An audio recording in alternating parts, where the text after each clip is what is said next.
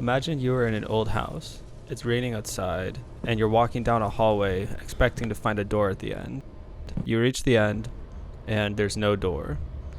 You turn around to go back the way you came, however, you see something wrong, something that wasn't there. There's something tall with a cloth over it. You approach it, pulling off the cloth to reveal a grandfather clock. Unsure if you're just seeing things, you decide to take a picture of it, and as the camera flash illuminates the room, the clock disappears. Quickly, you look at the image as it develops, but there's nothing but an empty hallway. Was the clock real, or was it all in your head? This is the question that I find myself asking constantly while playing MADiSON. In this review, I would like to analyze the techniques that MADiSON uses to simultaneously immerse you in reality and insanity at the same time. But first, allow me to give you some context about the setting of the game so that you can kind of start to understand the vibe. MADiSON is a great game to study to learn about immersion because it truly takes into account the entire experience of playing a game. You sit down at your computer, open up the game, navigate through the menus, all before you technically start playing the game. And during these steps, MADiSON is already playing creepy noises and unsettling visuals on the screen. And this serves to kind of transition your mindset as you begin the game. When you start a playthrough, the protagonist Luca begins inside of a room, locked inside, and his father is yelling at him for something, but you don't know what it is. And neither does Luca. He seems completely confused on what is happening. He doesn't remember anything. Luca seems to be experiencing some sort of amnesia. He can remember stuff from his childhood, but he can't really remember what happened recently in his life. Confused and scared, Luca finds a boarded up passageway to escape the room from. Little does he know it though, this is the point of no return, as the ceiling collapses behind Luca, leaving him trapped inside of his late grandfather's house. This house is where you will be for the entirety of the game. So the passageway could be seen as just another transitional period to allow you to become more immersed in the game. Once in the house, Luca makes his way down the hallway. After a clock-related scare, you are given access to a new room, but upon entering, the door slams behind him and he is locked inside. The room seems to be used for storage, however there are some odd details in the room, such as a chair in the center with candles surrounding it, a bunch of identical framed photos of his grandmother, and one large photo of his grandfather. Seeing that he can remove the photo from the wall, and does so revealing a hole in the wall. He gazes into the hole, only to realize that when he turns back around, the chair is now facing him, with a wrapped presence sitting on top of it.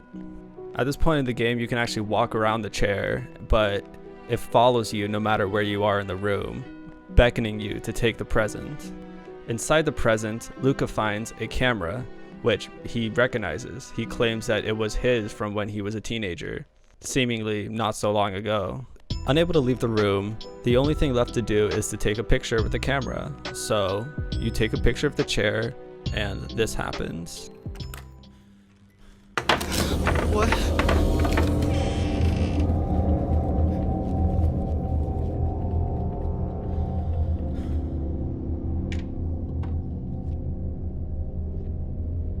This photo-activated jump scare is the first of many to come. Throughout the game, the camera is used as a mechanic to activate puzzles, activate jump scares, and to ward off monsters. Okay, so this is basically the main gameplay loop. Find things to take pictures of, get scared, solve a puzzle, and find a clue to lead you to the next part of the game. Now, it might seem repetitive to constantly have to be taking pictures of stuff knowing that something scary will happen as a result. Yet, it doesn't get less scary. In fact, it gets exponentially more scary as you progress through the game. So how does the game do this? Well, the short answer is immersion. More specifically, an immersive technique called Grodal's PECMA framework. So let's spend some time defining that and then analyze how MADiSON uses the PECMA flow framework. The PECMA flow model was created by Torben Grodal to describe how movies are made to be immersive. PECMA is obviously an abbreviation, which stands for perception, emotion, cognition, and motor activation. The idea is that by activating multiple parts of your brain, you are becoming more engaged in what you are doing and therefore more immersed. PECMA is also ordered by what typically activates in your brain first. So perception, the act of seeing or hearing, comes first, and then your emotional reaction, and then you cognitively assess the situation. Once you've done all that is usually when you make your motor activation, which is the act of doing something. Now, it doesn't necessarily have to be in this order. Grodal himself states that emotion is kind of spread over a few of the categories. They're all interrelated in more specific ways, but in general, this is a good model for how our brains become immersed. Now that the PECMA flow model has been described, let's use this and apply it to what we have talked about so far in MADiSON. Let's start out with the P, perception. Okay, so the game already starts engaging your perception as soon as you open it. I see a creepy room, I hear some unsettling, dark, droning sound effects. It's very unsettling. And this basically continues for the entire game. Like, when you're playing MADiSON, you're constantly perceiving creepy sound effects and creepy visuals. It's the base for the game. And that makes sense that this is the base for the game because this is the first step to really immerse someone. So if this wasn't there, you would not be able to become immersed. It would not be scary if it didn't look scary or sound scary, you know? So you can tell that the developers of the game really cover this basis by making sure you're constantly being stimulated in this way. Alright, now let's do E, emotion. The emotional response to this game is on a spectrum from everywhere from being kind of creeped out to screaming and panicking. With constant noises to already creep you out, there's also jump scares which take advantage of your heightened state of anxiety. There's not much else to say here other than I can personally confirm that this game invokes the emotion of feeling scared, as I've played most of it. Yeah, I was constantly afraid. Anyways, let's move on to C, cognition. So unlike the other categories, cognition relies on you having a previous knowledge of what is happening. So at the beginning of the game, you don't know anything about MADiSON, and because of that, your cognitive assessment is very low. You're just kind of along for the ride, you know? But this begins to be introduced when you enter his grandfather's house. Luca himself states that his grandfather has passed away, so no one should be in the house. So since you know you're alone, this adds like an extra layer of fear over everything that happens, whether it be little changes or like you feel like you actually like know that there's something else there that shouldn't be there with you. This is a good example of cognitive assessment because whenever something scary happens, such as like a chair moving, you know that no one is there to move the chair, which makes it scarier, and you remembering that no one is there is the cognitive assessment part of that. This also applies to the camera game mechanic because you learn very quickly in the game that the camera activates jump scares like often, and because of this, every time you take a picture you are kind of expecting a jump scare. You know, you're thinking about it because you have the previous knowledge that this will activate a jump scare. This could also be considered cognitive assessment. Alright, now for the final part of PECMA, which is motor activation. The game has many forms of motor activation, such as walking, taking pictures of your camera, and solving puzzles. It is a no-brainer, but interacting with the game is what sets it apart from a movie, and is what can make the game far more immersive than one. Go back to the camera mechanic, for example. In a horror movie, I know I will be jump scared at some point, which kind of makes it less scary. It's kind of like you're on a linear timer, and you know that at some point you will be scared and it's only a matter of time, whether you like it or not. The fact that one can recognize a scare coming makes it less impactful. This is why many filmmakers try to get around this by making jump scares unexpected. And like movies, MADiSON does do this a lot. It'll use randomized jump scares to catch you off guard. But it also does the exact opposite by putting you in complete control of when the jump scare happens. By being the one to activate a jump scare sequence, you can wait as long as you need to. You can sit there and avoid taking the picture, but you know that you need to take the picture in order to progress in the game, and so you do. So yeah, MADiSON is a game that is constantly stimulating all parts of your brain, and this is really necessary because for the game to work, they really need to immerse you in Luca's perspective. It's important for the game to be able to really put you in his shoes and immerse you in that perspective. So let's talk a little bit more about the perspective that you are actually being immersed in. The main character of the game, Luca, is experiencing increased amount of psychosis as the game goes on. There's also the implication that he's been experiencing this for some time before the game begins. Psychosis is described as a mental condition that causes you to become out of touch from reality.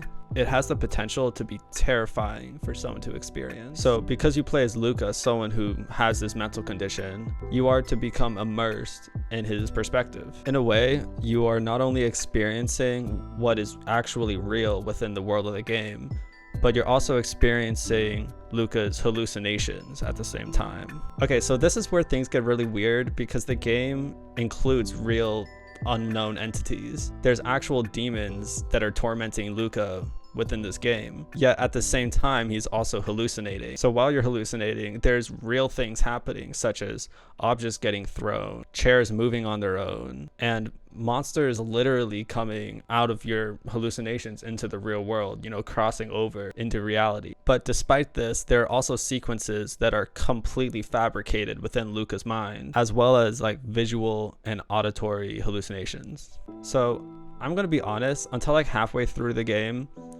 I thought everything was inside Luca's head. Like, I thought nothing was real. I thought nothing was actually happening. Until you get to a certain part where you crawl up into his attic and there's like a hole in the wall that you climb through. And naturally, you climb through a hole in your attic. Where do you find yourself? You're in a graveyard now.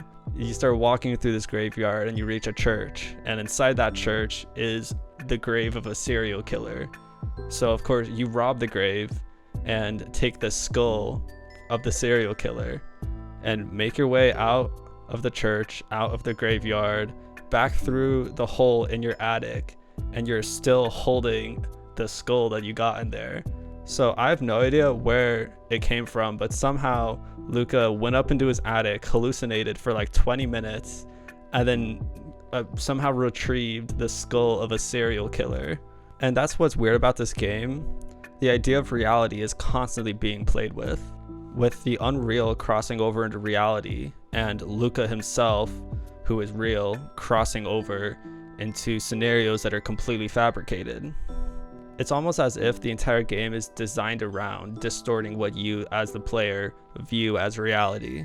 Like, for example, the game takes place during a storm, so of course in an old house you would expect there to be like the sounds of the walls creaking as the wind blows against it, you know? There's a chandelier swinging somewhere in the house. There's cockroaches crawling that you can hear. There's plumbing, and you can hear all these things happening, but there are also sounds that are completely unattached to anything at all, and you wouldn't even know it. Like, you would not know that you're hearing things that aren't there unless you looked it up, which is what happened to me. And on top of this, there's also visual hallucinations, which you see, such as, you know, jump scares of the monster. You see like people walking around corners sometimes. There'll be like statues teleporting around the place, the clock. And I think that's why the game feels so eerie all the time, because all these little details you don't even notice are all coming together to make you lose sense of what reality is. So in conclusion, I think MADiSON was a really great experience overall. I mean, it was really scary, but it was a really good horror game. I think it rivals PT for sure, which is widely known to be like one of the most legendary horror games. You can tell that every last detail of the game was made to contribute to the overall theme, which really gives it a cohesive feeling. The game strikes a balance between plot, challenge, and aesthetic, which activates all parts of your brain as according to the PECMA flow model. With the addition of surround sound and a dark room to play in, this is by far the most immersive video game that I have ever played. Thank you for watching my review of MADiSON. Hopefully that made sense and wasn't just me rambling illegibly for like 20 minutes. So yeah, thank you for watching. See ya.